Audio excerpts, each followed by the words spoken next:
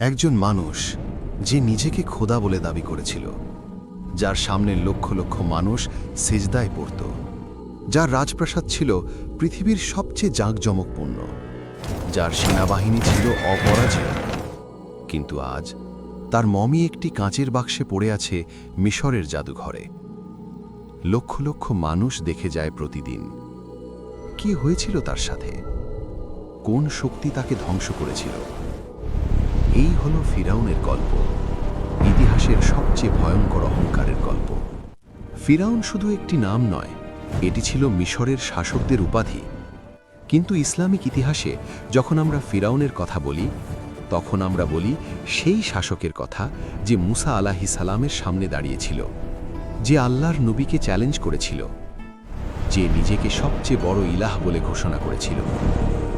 কুরআন মজিদে আল্লাহ তাআলা ফিরাউনের কাহিনী বিস্তারিত বর্ণনা করেছেন। কেন? কারণ এই গল্প শুধু অতীতের নয়, এই গল্পে আছে শিক্ষা, সতর্কবাণী এবং সত্যের জয়ের প্রমাণ।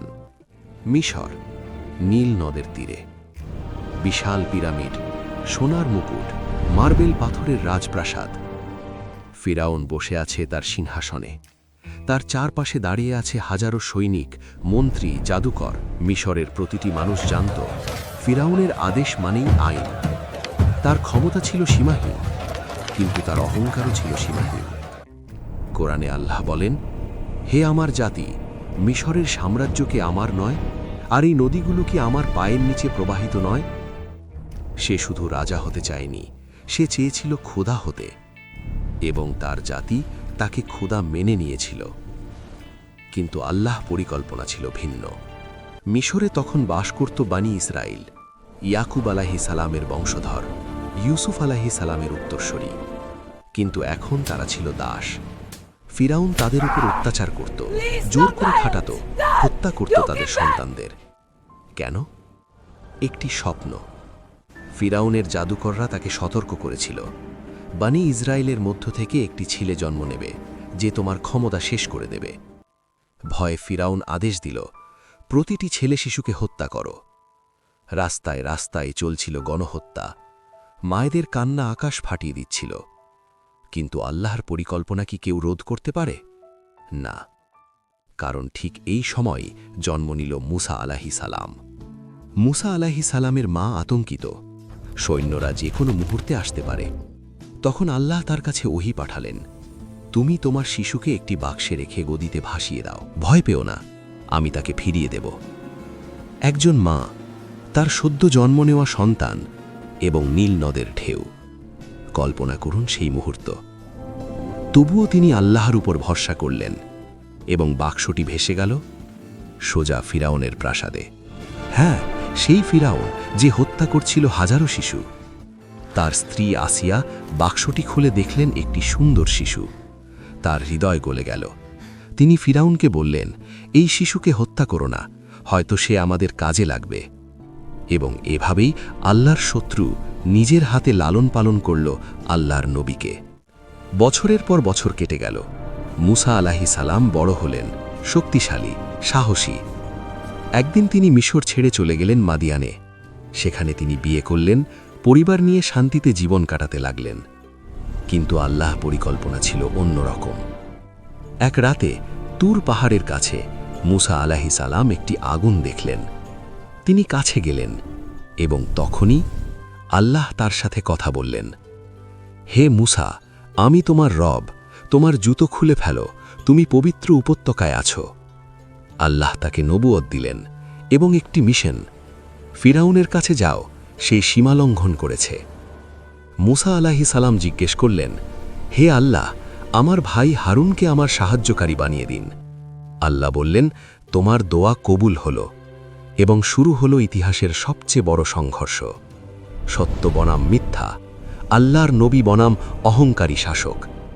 মুসা আলাইহিস সালাম এবং হারুন আলাইহিস সালাম ফিরাউনের দরবারে প্রবেশ করলেন। পুরো দরবার থমকে গেল। ফিরাউন তাকালো সিংহাসন থেকে। মুসা আলাইহিস সালাম বললেন, আমরা আল্লাহর বার্তা নিয়ে এসেছি, বানি ইসরায়েলকে মুক্ত করে দাও।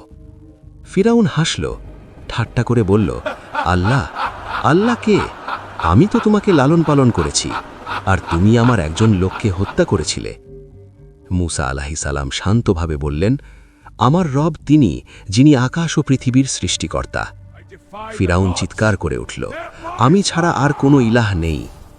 তখন মুসা আলাইহিস সালাম দেখালেন আল্লাহর নিদর্শন। তিনি তার লাঠি মাটিতে ছুঁড়ে মারলেন, সেটি বিশাল সাপে পরিণত হল। সবাই আতঙ্কিত। ফিরাউন ক্রোধে জ্বলে উঠল, কিন্তু ভয়ও পেল। সে তার জাদুকরদের ডাকল, এই মূষাকে পরাজিত করো। একটি বিশাল প্রতিযোগিতার আয়োজন করা হলো। লক্ষ লক্ষ মানুষ জড়ো হলো দেখার জন্য। মিশরের সেরা জাদুকররা তাদের লাঠি ও দড়ি ছুঁড়ল। সেগুলো সাপের মতো নড়াচড়া করতে লাগল। জনতা অবাক। কিন্তু তখন মুসা আলাইহিস সালাম তার লাঠি ছুঁড়লেন এবং সেটি সত্যিকারের সাপ হয়ে সবকিছু গিলে ফেলল। জাদুকররা দেখল এটা জাদু নয়, এটা সত্য। তারা সবাই সিজদায় পড়ে গেল। আমরা মুসার রবের প্রতি ঈমান আনলাম। ফিরাউন ক্রোধে পাগল হয়ে গেল। সে চিৎকার করল, তোমরা আমার অনুমতি ছাড়া ঈমান আনলে, আমি তোমাদের হাত পা কেটে ফেলব। কিন্তু জাদুকররা বলল, আমরা ভয় পাই না, আমরা সত্য দেখেছি। এবং ফিরাউন তাদের নির্মমভাবে হত্যা করল। কিন্তু সত্য আর থামানো গেল না। ফিরাউন ক্ষিপ্ত। সে সিদ্ধান্ত নিল মুসা এবং বানি ইসরায়েলকে ধ্বংস করতে হবে। মুসা আলাইহিস সালাম আল্লাহর আদেশে বানি ইসরায়েলকে নিয়ে মিশর ত্যাগ করলেন। তারা পৌঁছল লোহিত সাগরের তীরে। পেছনে ফিরাউনের বিশাল সেনাবাহিনী, সামনে বিশাল সমুদ্র। বানি ইসরায়েল আতঙ্কিত, আমরা ধরা পড়ে গেছি।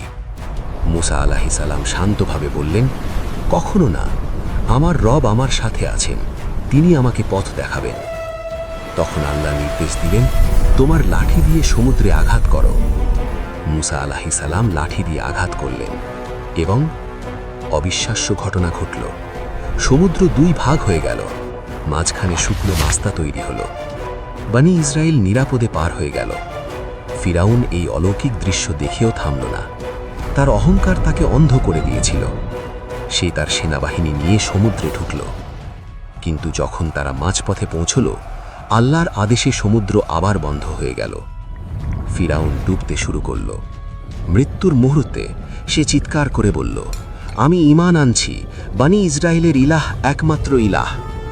কিন্তু আল্লাহ বললেন, এখন, যখন তুমি সারা জীবন অবাধ্যতা করেছ? ফিরাউন ডুবে মারা গেল। কিন্তু আল্লাহ তার লাশ সংরক্ষণ করলেন। কোরআনে আল্লাহ বলেন, আজ আমি তোমার দেহ রক্ষা করব, যেন তুমি পরবর্তীদের জন্য নিদর্শন হও। আজ হাজার হাজার বছর পরও ফিরাউনের মমি মিশরের জাদুঘরে রক্ষিত আছে। লক্ষ লক্ষ মানুষ প্রতি বছর দেখতে যায়। যে মানুষটি নিজেকে খোদা দাবি করেছিল, আজ সে একটি কাঁচের বাক্সে শুয়ে আছে। এই হলো অহংকারের পরিণাম। ফিরাউনের কাহিনী আমাদের শেখায়, প্রথমত, যত ক্ষমতা থাকুক, মানুষ মানুষই, আল্লাহর কাছে সবাই সমান।